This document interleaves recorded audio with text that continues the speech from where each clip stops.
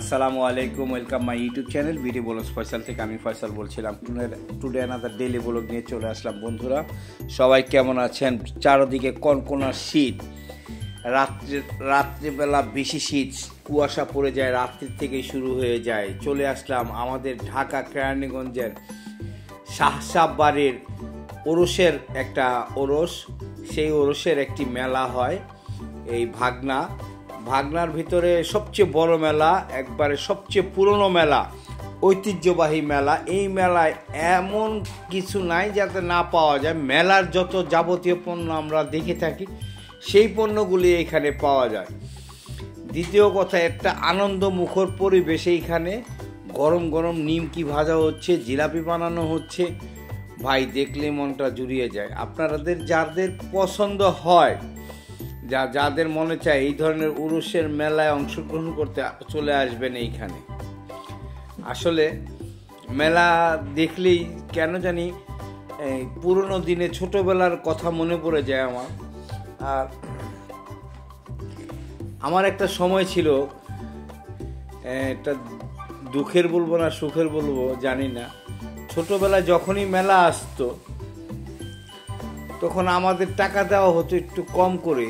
দেখা গেছে 50 টাকা, 100 টাকা। সেই আমলের 50 টাকা দিয়ে মানে পাওয়া যেত অনেক কিছুই, কিন্তু আমরা যেটা মনে থেকে চাইতাম সেই জিনিসগুলি আসলে ওই সময় পাওয়া যেত না।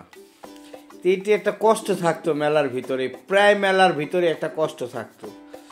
আর বাবা মারা অনেকে বুঝতে চায় না বাচ্চাদের আসলে মেলার ভিতরে, মেলার সময় যে বাচ্চাদের একটা কিছু কিনে দিলে যে বাচ্চাদের মনটা বড় হয়ে যায়, এটা ওই সময়ও বুঝতে চাইতো না।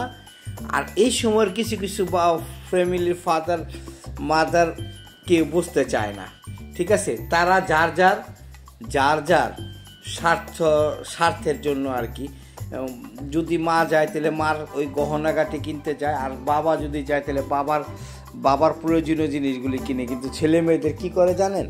10-20 টাকার পুটকা, আর নাহলে 30 টাকা 60 টাকার একটা লেজার লাইট কিনে তাদেরকে বুঝিয়ে দেওয়া হয়, বাবা তোমার মেলা শেষ। আর 10 টাকার চরকি 50 টাকার চরকিতে উঠিয়ে। আসলে কিন্তু এরকম না। বিষয়টা হলো বাচ্চাদেরকে বাচ্চারা যা চাইবো তাই দিতে হবে, এরকমও কোনো কথা নেই। মানে একটা সামঞ্জস্যপূর্ণ একটা জিনিস কিনে দিলে তারা খুশি হয়ে যায়। আর মেলা আসলে বাচ্চাদের খুশি করা একটা অনেক বড় বিষয়। তো আমাদের এই মেলাটায় আমি গত 15 বছর ধরে দেখতেছি ঠিক একই রকম মেলা হয়, খুব বড় আকারে হয়। তো আপনারা চলে আসবেন। আর রাতে এখানে বয়াতি গান হয়, যেটাকে বাউল গান বলে। এটা আমাদের বিক্রমপুরের ভাষায় বয়াতি গান বলে আর কি, বাউল গান। তো এইখানে বড় বড় শিল্পী আসে। আজকে আমার এই ব্লগটা ছাড়ার একটাই উদ্দেশ্য, আজকে যারা আমার এই ব্লগটাকে দেখছেন, আজকে রাতে বড় ধরনের পালা গান হবে এইখানে। রাত্র 9টা-10টা থেকে শুরু হবে। তো আপনারা অনেকে জানেন বা অনেকে জানেন না। তো সবাই চলে আসবেন, আশা করি আপনারা আমন্ত্রিত। এই মেলাটার এইখানের এই পালা গানের জন্য আসবেন। খাওয়া দাওয়ার বিষয়ও থাকে এইখানে।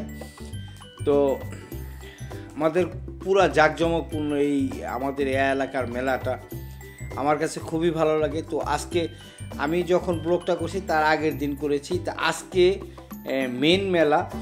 তো যারাই ঢাকা কেরানীগঞ্জের আশেপাশে যারাই আসেন তারা অবশ্যই চলে আসবেন পরিবার পরিজনকে নিয়ে মেলায়। আসলে এখানে কোনো লাভ লসের বিষয় না, বিষয়টা হলো আনন্দের। তো আমাদের এই বার্ষিক মেলাটা আমার কাছে খুব ভালো লাগে। তো বন্ধুরা, অনেক তো বকবক করলাম। যারা আমার চ্যানেলটাকে নিয়মিত দেখেন, যারা এখন পর্যন্ত সাবস্ক্রাইব করেন নাই, তারা অবশ্যই সাবস্ক্রাইব করে দেবেন, বেল আইকন প্রেস করে দেবেন, লাইক কমেন্ট শেয়ার করে জানাবেন আমার সামনের ব্লগগুলি যাতে আমি অনুপ্রাণিত হই আপনাদের কাছে নতুন নতুন কিছু দেওয়ার জন্য। সেগুলি ভুলবেন, কমেন্ট করে জানাবেন। তো বন্ধুরা, অনেকক্ষণ তো বকবক করলাম। তো দেখতে থাকেন আমার এই বাকি ব্লগগুলি। আর বাকি যেই আমি বিভিন্ন জিনিস ধরেছি আপনাদের কাছে উপস্থাপন করেছি। আমার আপু ভাইয়াদের জন্য বিভিন্ন, এখানে আপু ভাইয়াদের জন্য অনেক ধরনের পণ্য পাওয়া যাবে। তো পণ্য পাওয়াটা বড় বিষয় না, বিষয়টা হলো একটা হাসি খুশি আনন্দের মেলায় যাইরে ঠেলা খাইরে, এটা তো পুরানো একটা কথা। আর এটা এখন প্রথা হয়ে গেছে, মেলায় যাইরে ঠেলা খাইরে। কিন্তু এইখানে আপনার ঠেলা খাইলেও কোনো কারো উপরে পড়বেন না, কারণ যথেষ্ট পরিমাণ জায়গা আছে, বড় আকারের মেলা। আর বাচ্চাদের খেলনার বিষয়টা, যে বাচ্চাদের খেলনা, এখানে অনেক অনেক অনেক ধরনের খেলনা আছে। নৌকা, তারপরে নাগরদোলা, তারপরে ট্রেন, বাচ্চাদের ঝুলনি, অনেক অনেক ধরনের জিনিস আছে। আর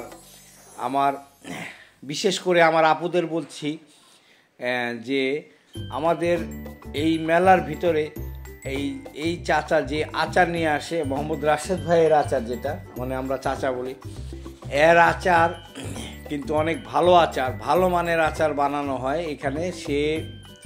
তার আচার নেওয়ার জন্য আমি গতবারও কয়েকবার নিয়েছি, লাস্টের দিন যখন এসেছি তখন দেখেছি বন্ধ হয়ে গেছে। যাই হোক, তার বড়ির আচারটা লাজবাব। আর এখানে আপনারা স্ন্যাক জাতীয় খাবার, যেরকম ইচা মাছের মাথা, তারপরে এই ইন্ডিয়ান রাউন্ড আলু ভাজা, এগুলি আপনারা পেয়ে যাবেন। তো এগুলিও আমি শ্যুট করে নিলাম। দেখেন তারা গরম তেলে কিভাবে ভাজছে। উফ ভাই,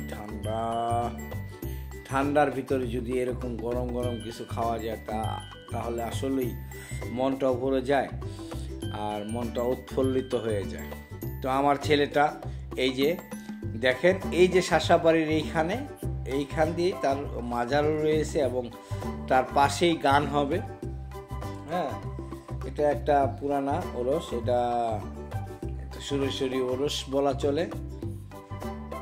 যাই হোক, আপনারা আসবেন, বাচ্চাদের নিয়ে ঘুরতে আসবেন, বন্ধুবান্ধব নিয়ে চলে আসবেন রাতভর গান শোনার জন্য। যারা বয়তি গান পছন্দ করেন, বাউল গান পছন্দ করেন, এবং এখানে রাত্রিবেলা আসলেও কোনো সমস্যা নেই। তো বন্ধুরা, আমার একটু ঠান্ডা লেগে গেছে। তো আজকে এ পর্যন্তই। আসসালামু আলাইকুম।